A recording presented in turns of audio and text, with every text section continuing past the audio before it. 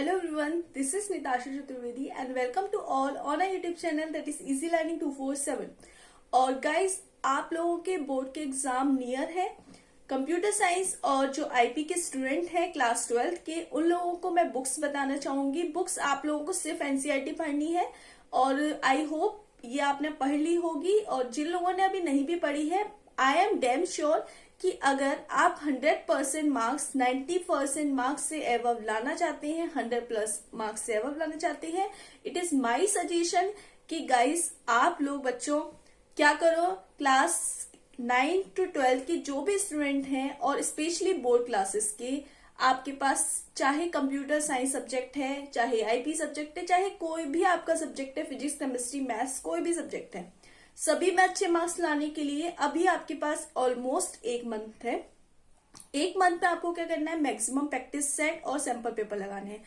अगर आप लोग 10 इयर्स के प्रैक्टिस सेट पेपर्स या previous year paper 10 sample paper भी लगा लेते हो, उसको अगेन एंड अगेन रिपीट करते हो, डजंट मीन बहुत सारे स्टूडेंट्स क्या करते हैं, जैसे कि अब सपोज ये एक सैंपल पेपर है कंप्यूटर साइंस का, अब बच्चे क्या करेंगे कि एक सैंपल पेपर लगा लिया, क्वेश्चन नहीं आ रहा उन्होंने देख लिया, फिर दूसरा सैंपल पेपर लगाया, फिर तीसरा सैंपल पेपर लगाया। ऐसे ही बच्चे गलती करते हैं। चाहे ये स्टडी ट्रिगर का सैंपल पेपर हो, उसके अलावा चाहे ये मास्टर माइंड हो, चाहे आपके पास कोई भी सैंपल पेपर हो, आपको क्या करना है कि अगर एक सैंपल पेपर लगा रहे हो, बिना देखे आप कोशिश करो लगाने की उसमें से क्वेश्चन। उसके बाद उसको उस सैंपल पेपर को देखो ये कहाँ हमने मिस्टेक करी है, उसको दोबारा से करो, तीसरी बार करो, जब तक आपको बिना देखे वो सैंपल पेपर के सारे question up to the mark रट नहीं जाओ, तब तक उसको करते रहो। सैंपल पेपर आपको कौन सा खरीदना है, देखो अगर कंप्यूटर साइंस की बात की जाए तो स्टडी ट्रिगर का अच्छा है, उसके अलावा मास्टरमाइंड का अच्छा है, या ओसवाल का, कोई भी एक सैंपल पेपर लो और उसको रिपीट करो again and again and again.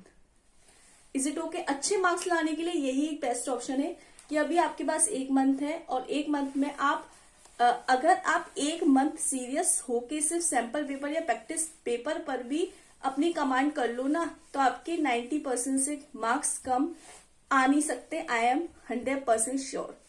अगर आप लोगों ने स्टार्टिंग से पढ़ाई नहीं करी और 1 महीने सिर्फ 10 पेपर भी अच्छे से कर लो, रट डालो, उसका मतलब ये नहीं है कि सपोज एक क्वेश्चन है कि delete and update command comes in TCL, DCL, DML, DDL, none of the above, ऐसा सपोज एक क्वेश्चन है। अब यहाँ पे जैसे ऑप्शन है ना TCL, DCL, DML, DDL, आपको हर एक के बारे में पता होना चाहिए। हर एक ऑप्शन के बारे में भी अगर आप इन डिटेल पढ़ लोगे, क्योंकि क्या है ना, अब सपोज इस बार ये आया है, अगली बार आपके पेपर में आ जाए DDL से रिलेटेड, आपके पेपर में आ जाए DML से रिलेटेड, आपके पेपर में आ जाए DCL से रिलेटेड, यहाँ पे सपोज DML से रिलेटेड आया है या DCL से रिलेटेड आया, आपके पेपर में कुछ अपोजिट पूछ लिया जाए, तो उस ऑप्शन पर, उस क्वेश्चन जो भी पूछा जा रहा है उस पूरे क्वेश्चन पर आप जब देखो 3 या 4 सैंपल पेपर या प्रैक्टिस पेपर लगा लोगे ना, उसके बाद आप ही देखोगे कि आफ्टर 2-3 सैंपल पेपर या प्रैक्टिस पेपर, बहुत सारे क्वेश्चन आपने बुक नहीं पढ़े, एनसीईआरटी नहीं पढ़ी, कुछ नहीं पढ़ा, तब भी आप कर पा रहे हो। कैसे? क्योंकि वो क्वेश्चंस कहीं ना कहीं, कुछ क्वेश्चन कहीं ना कहीं रिपीट होते रहते हैं। इसका मतलब क्या है कि अगर आप 10 पेपर को रट डालोगे, घोट के पी डालोगे, लाइक कोई भी आपसे कभी भी रात में सोते में भी उसमें से कोई भी क्वेश्चन पूछ ले, आप बता पाओ, तो आप देखोगे कि पेपर में आप कितना अच्छा स्कोर करते हो। वही क्वेश्चंस घुमा फिरा के, ये वाला क्वेश्चन इधर, इसका ऑप्शन से क्वेश्चन बना लिया, उससे इधर शॉर्ट क्वेश्चन पूछा, उधर लॉन्ग क्वेश्चन पूछा, इधर लॉन्ग क्वेश्चन पूछ लिया, उधर MCQ पूछ लिया, ऐसे ही क्वेश्चन 90% क्वेश्चंस इस तरीके से रिपीट हो जाते हैं घुमा फिरा के। सिर्फ कुछ 5-10% क्वेश्चन आ जाते हैं, वो भी आपकी किस्मत है। मैं 90% से प्लस एवव कह रही हूं कि अगर आपने सिर्फ कंप्यूटर की बात नहीं हो रही है बच्चों, कंप्यूटर हो या आईपी हो, even that your physics, chemistry, mathematics, anyone your subject, आपका कोई भी सब्जेक्ट हो, ये बात सिर्फ क्लास 12 के लिए नहीं है, ये बात क्लास 10th के लिए भी है।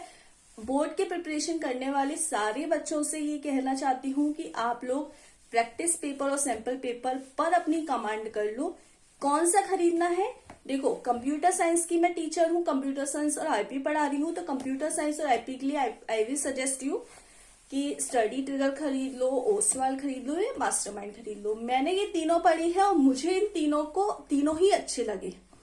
और तीनों को ही आप जब देखो, क्वेश्चन मैंने 10 पेपर क्यों बोला एटलीस्ट, क्योंकि 10 पेपर को जब आप करोगे, आप कोई सपोज आपने ये स्टडी ट्रिगर का सैंपल पेपर खरीदा, स्टडी ट्रिगर के 10 ये सारी पूरी बुक लगाने के बाद अच्छे से जब आप मास्टरमाइंड लगाओगे, देखोगे आपको सारे क्वेश्चन आते हैं। क्यों? क्योंकि सपोज इसके वो 10वें पेपर में है तो इसके पहले पेपर पर है वो क्वेश्चन, चाहे सैंपल पेपर हो, प्रैक्टिस सेट हो, आपको चीजें मिल जाएंगी कॉमन। बुक से बाहर कोई भी देखो, पेपर भी कहाँ से ड्रॉ हो रहे हैं आपकी एनसीईआरटी से। एनसीईआरटी नहीं पढ़ी है तो पेपर पढ़ लो, 1 महीने में 90% से ज्यादा स्कोर कर लोगे, गारंटी बोल रही हूँ। सिर्फ कंप्यूटर और आईपी नहीं, कोई भी सब्जेक्ट हो। तो आई विल सजेस्ट प्लीज आप लोग सैंपल पेपर खरीदो, कोई भी खरीदो, ओसवाल का खरीद लो, स्टडी ट्रिगर का अमेजोन पर, फ्लिपकार्ट पर अवेलेबल है। आपके नियर शॉप है वहां से ले लो, जरूरी नहीं है अमेजोन फ्लिपकार्ट से लो, आपकी नियर जो शॉप है वहां से ले लो। तो आपको क्या करना है, अब आपके पास ज्यादा टाइम नहीं है, एक सैंपल पेपर या फिर प्रैक्टिस पेपर खरीदो, उसके सारे पेपर जितने भी हैं, 10 हैं, 8 हैं, 12 हैं, सारे लगाओ। एक बार नहीं, ऐसा नहीं करना है कि एक पेपर लगा लिया और बस हो गया, हमें याद हो गया, हमें तैयार हो गया, नहीं। एक पेपर लगाओ, फिर उसके ये देखो दूसरा पेपर लगाओ। पहला पेपर सपोज आपको बिल्कुल नहीं आता, 0 मार्क्स, तो उसके सॉल्यूशन होते हैं, सॉल्यूशन देख देख के लगाओ। अब उसके सॉल्यूशन पढ़ोगे तो उससे आपको, आपके पास आज के टाइम में इंटरनेट है, मोबाइल है, वीडियोस है, बहुत कुछ है, आप उनके बारे में, आपको नहीं समझ में आ रहा है सॉल्यूशन से, आपको यूट्यूब पे कोई वीडियो देख लो। सपोज डीएमएल कमांड क्या है, या ये पाइथन की एक क्वेरी है, किस तरीके से यूज हो रही है, समझ में आ गया, उसका नोट्स बना लो, ठीक है। फिर दूसरा सैंपल पेपर लगाओ, फिर तीसरा लगाओ, फिर वापस से 1 to 3 लगाओ, फिर चौथा लगाओ, 5वां लगाओ, फिर वापस से 1 to 5 लगाओ, फिर 6वां लगाओ, फिर ऐसे वापस से 1 to 6 लगाओ। तो इससे क्या आपका एक रिवीजन भी बनता रहेगा। फिर अब जब 10 पेपर पूरे हो जाए तो वापस से 1 to 10 लगाओ, फिर 10 to 1 लगाओ, ऐसे।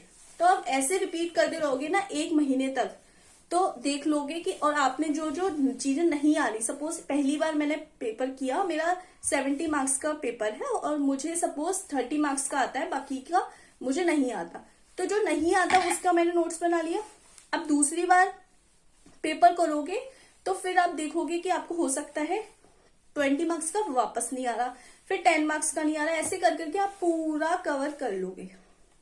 रिपीट अगेन एंड अगेन करोगे गाइज, आप लोग अच्छे से अच्छे स्कोर कर पाओगे। बस सैंपल पेपर खरीदो और all the very best for your board exam. 1 महीने का टारगेट बनाओ कि मुझे कैसे भी करके, सिर्फ ये कंप्यूटर और आईपी के लिए नहीं है, सारे सब्जेक्ट्स के लिए है कि आप 1 मंथ का टारगेट बनाओ और आप देख पाओगे कि आप बेस्ट स्कोर कर रहे हो।